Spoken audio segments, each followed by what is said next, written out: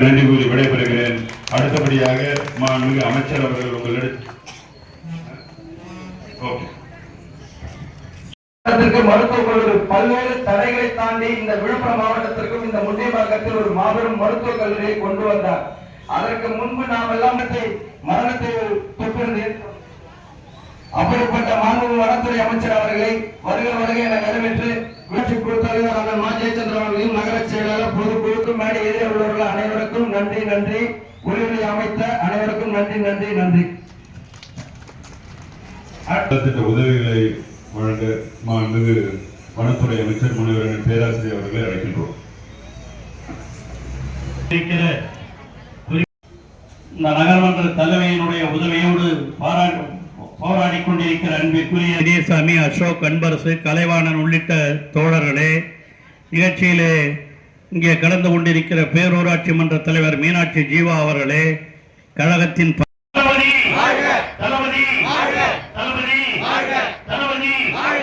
நன்றி நன்றி நன்றி. தமிழ்நாட்டின் நலனையும் எதிர்காலத்தையும் யாருக்காகவும் எதற்காகவும் விட்டுத்தர மாட்டோம்.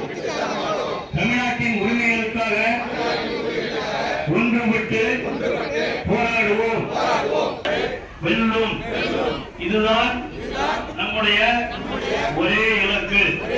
பாருங்க, பிறந்த நாள் செய்திகளோட தன்னை பற்றியும் இதை பற்றி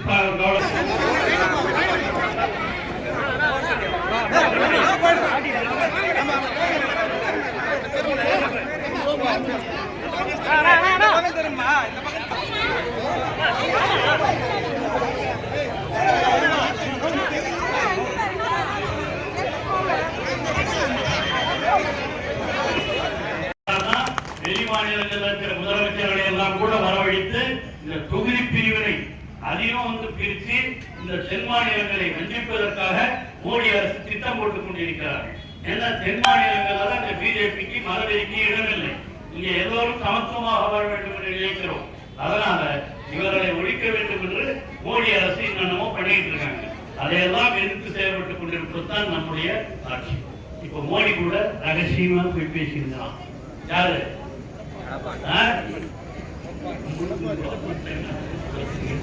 யாரு? எடப்பாடி. அவர் போனது பத்தாம நேற்று ஒருத்தர் போகிறார். எல்லாம் தெரியுது. எங்களோட செய்தி உங்களுக்கு நிறைய தெரியுது. டிவி பாக்குறீங்க, எல்லாரும் பாக்குறீங்களா? டிவி யாரு கொடுத்தது? இலவசமா கலைஞர் கொடுத்த டிவி எல்லா ரூட்லயும் இருக்கு. அதையும் பாக்குறோம். இப்ப நேற்று செங்கோட்டையன் வேற போய்கிறார்.